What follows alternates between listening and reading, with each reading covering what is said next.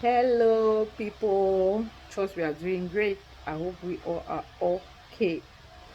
This afternoon, we're talking on acute discouragement. I want to remind us that on this page, we are fighting the devil and not our partners.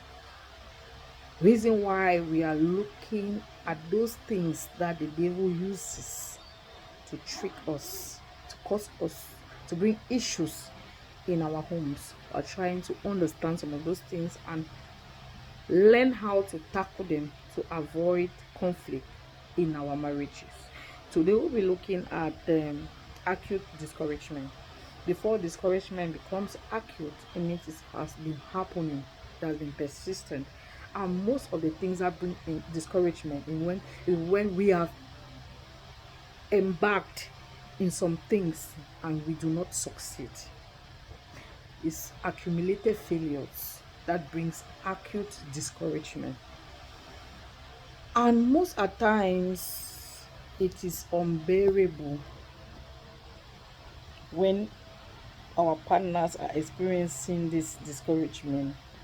It is unbearable. This is mostly common with men. It is mostly common with men.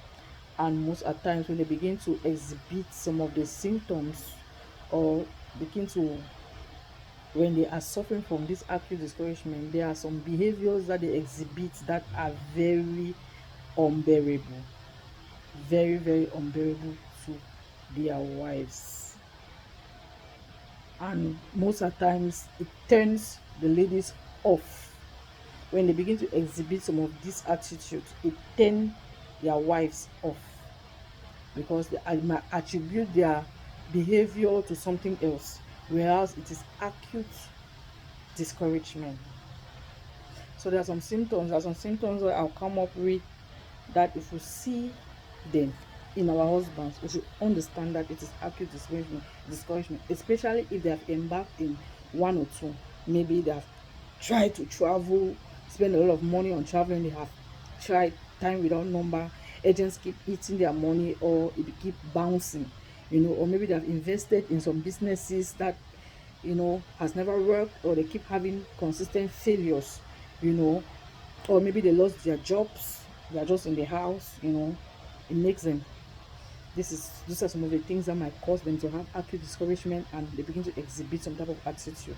Some of those symptoms that we will see them, we should understand that is acute discouragement are extreme, unpleasant and annoying extreme, unpleasant, annoying and disturbing attitudes, because some men at this stage can be very unbearable, very unbearable.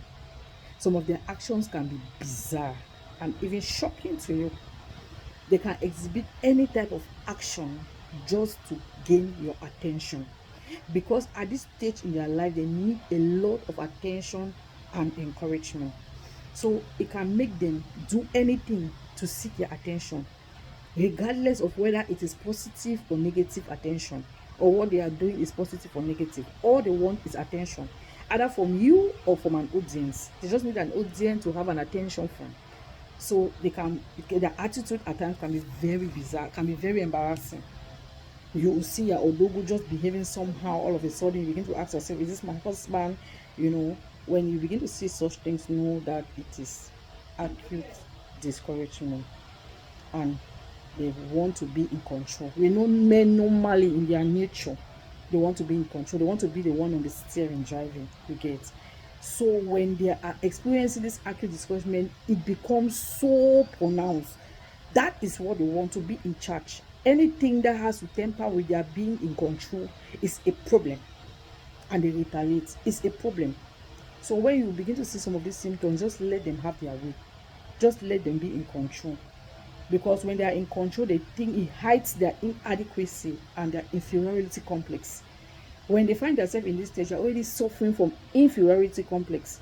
So when you allow them to be in control, they feel safe. Even if it's just for a short time, they feel adequate, even if it's just for a while. So when you realize that, just allow them to have their way, and people at this stage, they are very exaggerating. They can exaggerate for the world, and they can tell lies too at this stage. Because what we have to understand is that their encouragement container at this level is empty. So they can do anything, even it means resorting to dishonesty. They can do it just to have your attention, because their encouragement container is empty. They are at zero at this level. Nothing means anything to them. So they just feel they want to do anything to have validation. They want to do anything at this point to feel important, or to feel in control, or to feel. So it makes them, they exaggerate. Even their words are very painful. At this, they result in self-blaming. They begin to blame themselves. Oh, I'm useless. Oh, I'm good for nothing. I'm a failure. I'm a this. They become, self-pity is the order of the day. They make life very difficult for you. Anything you say doesn't make sense. Anything you say, anything you do, it doesn't make sense. And now they live in an atmosphere of perfectionism. They are perfect in whatever they do. Whatever they do, they think they are perfect. Whatever they see, they say, they want it to be correct. But they are putting up this attitude. Why? Because it's a great cover up for them. It's a great cover up for them. It's a way of camouflage. A wide variety of self-perceived weakness. It means they want to camouflage their self-perceived weakness. They live with the fear of failure. They don't want to fail. They feel like any mistake, any least thing they do, they'll fail, because they're already seeing themselves as a failure. They're seeing themselves as good for nothing. They're seeing themselves like they cannot do anything because of the series of failures they have experienced in their life. So at this point in their life, they are seeing themselves as failure. So it will make them to exaggerate, it will make them to tell lies, it makes them to do some type of things to validate themselves, to add value to themselves, because they are afraid of failure. Then they close their minds. They have closed minds. They don't want to accept anything. They want to consider any possibility. And they have opinion for everything. Opinion for everything. Because of what? They don't want to be wrong. So anything they have opinion, they feel they are right. They feel they are right. Then they become so protective, so self-protective.